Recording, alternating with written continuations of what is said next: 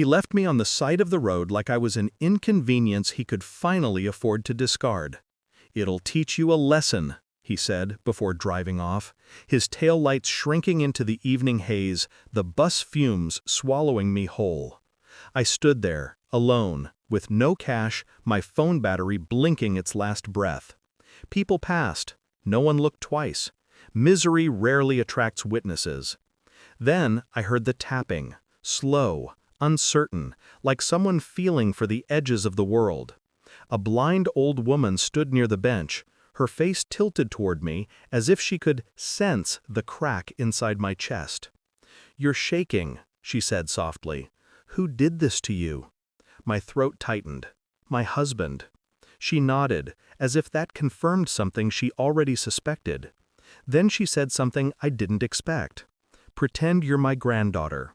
My driver is on the way." A pause. Sharp, intentional. "Your husband will regret abandoning you. I promise you that."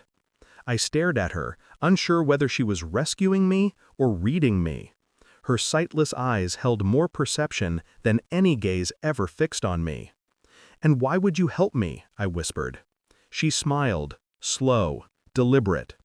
"Because I'm the wealthiest woman in this city, and I recognize cruelty when I hear it." Her driver pulled up moments later. I stepped into the car. And that was the moment the truth about my life, about him, began to unravel. When I got home that night, he was already pretending nothing had happened, sitting on the sofa, scrolling, barely glancing at me. "You got home fast," he said. No apology, no guilt, just a curious smirk. Something shifted in me then, quietly, cleanly. A door inside my mind clicked open. He asked no questions. He didn't care how I got back. He didn't care if I got back at all. But what froze me was the text that lit up his phone as he walked past me toward the kitchen. A woman's name. A message preview. Did she cry? He didn't see me read it, but I saw the truth forming like a bruise. That night, lying beside him, I felt his body relax into sleep while mine stayed rigid, listening to his breathing. Every exhale felt like a confession he wasn't speaking.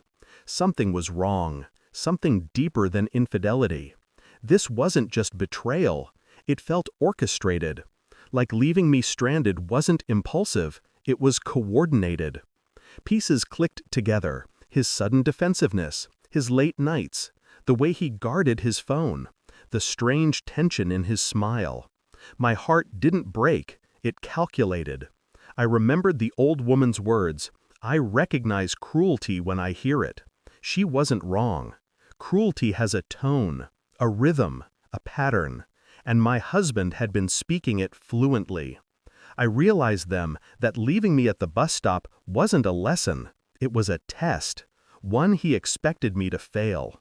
I closed my eyes, pretending to sleep, but in my mind I began quietly arranging everything I would need. Not to expose him, to understand him, to dismantle him, slowly, silently, precisely. The next week became a careful excavation. I moved softly, spoke gently, smiled when required.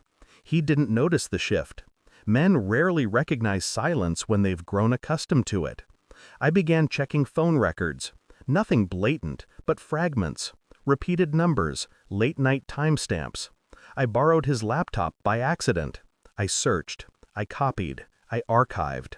Receipts of hotel bookings, hidden emails, a separate cloud account, photos he thought he deleted, and worst of all, messages between him and her. Her. Her name was Leela, a coworker, someone who knew I existed, someone who wrote things like, "Did she believe you? You need to show her who's in control. When she breaks, you'll finally be free." I read every word with a stillness that scared even me. He wasn't cheating out of desire. It was cruelty disguised as liberation.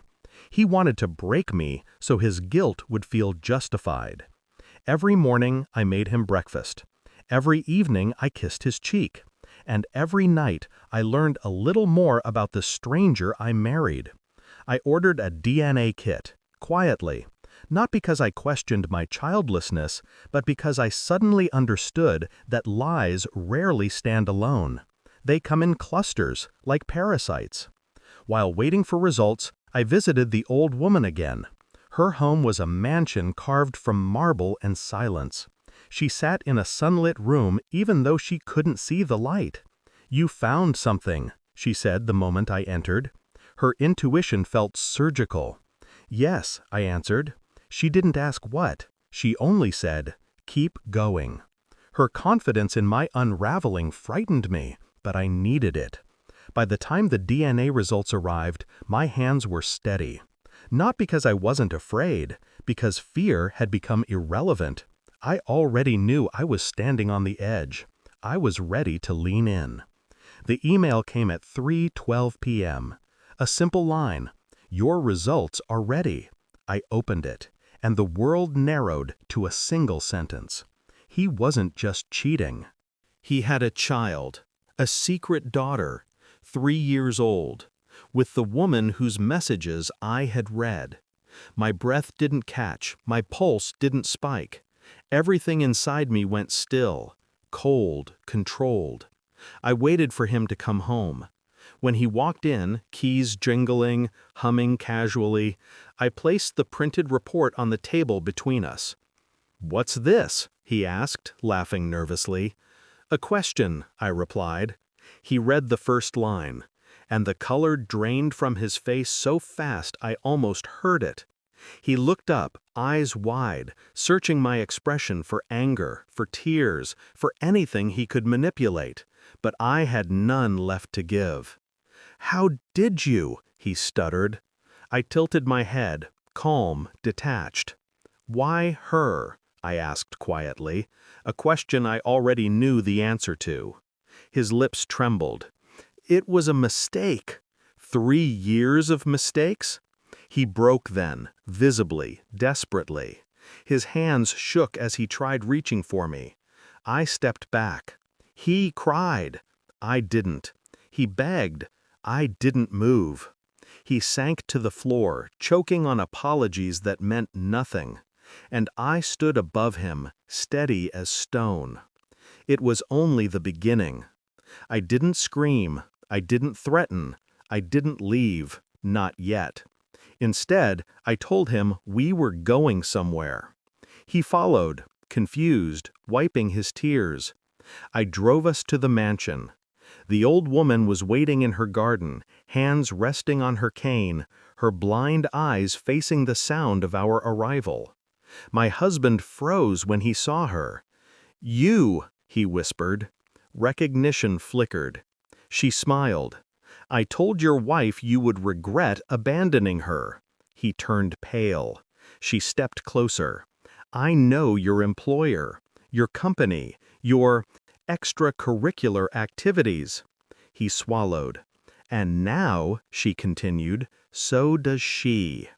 I watched him crumble, the truth pressing into him like a blade. "This isn't fair," he whispered. "You're destroying my life." "No," I said softly, "you destroyed it. I'm simply clarifying." He tried reaching for me again. I stepped behind the old woman. Her driver handed me an envelope. Documents, screenshots, copies of everything he tried to hide. "Consider this," she said to him, "your lesson." The same words he had thrown at me. He understood then that he had lost. Not just his marriage, his reputation, his future, and, worst of all, he lost control of the narrative he tried so hard to manipulate. I walked back to the car without looking at him. The old woman didn't need eyes to see his collapse. I packed that night, not frantically, methodically. He begged, pleaded, followed me from room to room. But his voice sounded distant, like someone calling through fog. I didn't answer. I didn't need to. By dawn, my bags were in the car. The world felt cleaner, sharper, lighter in a way that hurt. As I closed the door behind me, he whispered, "Can't we fix this?" I looked at him, finally, clearly. There's nothing left to fix. He collapsed onto the doorstep as I walked away, his sobs scraping the silence. I didn't look back. Some endings don't require flames or violence. Some end quietly, with the simple realization that the person who tried to break you never understood how strong you could become. As I drove toward the rising sun, I felt it. The cold, precise satisfaction of truth. And the final line of my old life closed cleanly in my mind. He taught me a lesson, just not the one he intended.